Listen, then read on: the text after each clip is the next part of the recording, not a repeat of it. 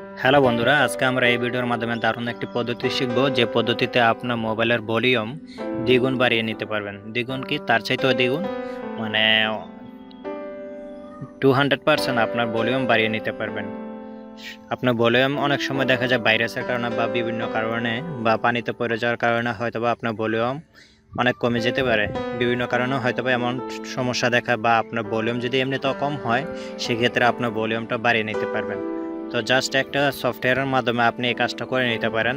আর এটা কাজ করা হয়েছে 100% গ্যারান্টি। আপনি যদি প্রথমত আপনি সফটওয়্যারটা ইনস্টল করলেই তারপর আপনি কাজটি বুঝতে পারবেন।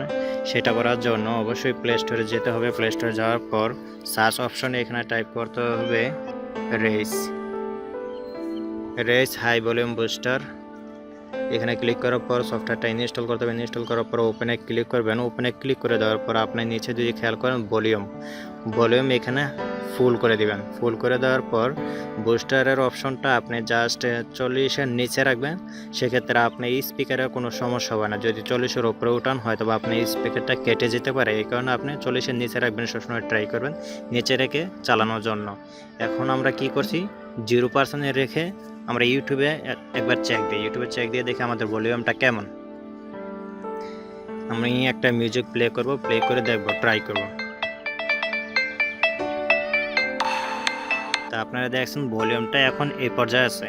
আমরা যদি সফটওয়্যারটা ওপেন করে যদি আমাদের এই বুস্টারের অপশনটা থেকে আমি যদি 40-এর নিচে রেখে দেই, 40-এর নিচে রেখে তারপর আমি ব্যাকে চলে যাই, আবার ইউটিউবে চলে যাই। ইউটিউবে চলে যাওয়ার পর যদি আবার প্লে করি, দেখুন, তো দেখুন বুঝতেই পারছেন না, আগের তুলনায় কিন্তু ভলিউমটা অনেকটা বেড়ে গেছে। আপনি চাইলে আপনার মোবাইলের ভলিউম স্পিড বা ভলিউম অনেক বাড়িয়ে নিতে পারবেন। তো আপনি চাইলে আপনার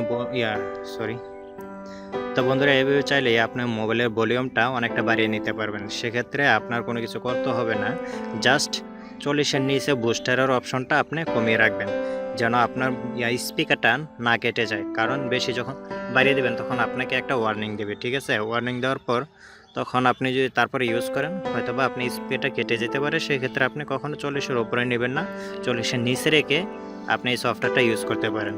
তো আশা করি আমাদের এই ভিডিওটি আপনার ভালো লাগছে। যদি ভালো লাগে থাকে অবশ্যই আমাদের চ্যানেলটি সাবস্ক্রাইব করবেন। সাবস্ক্রাইব করে বেল ঘন্টাটা অন করে দিবেন। যখনই আমরা নতুন ভিডিও আপলোড করব আপনাকে নোটিফিকেশনের মাধ্যমে জানিয়ে দেওয়া হবে।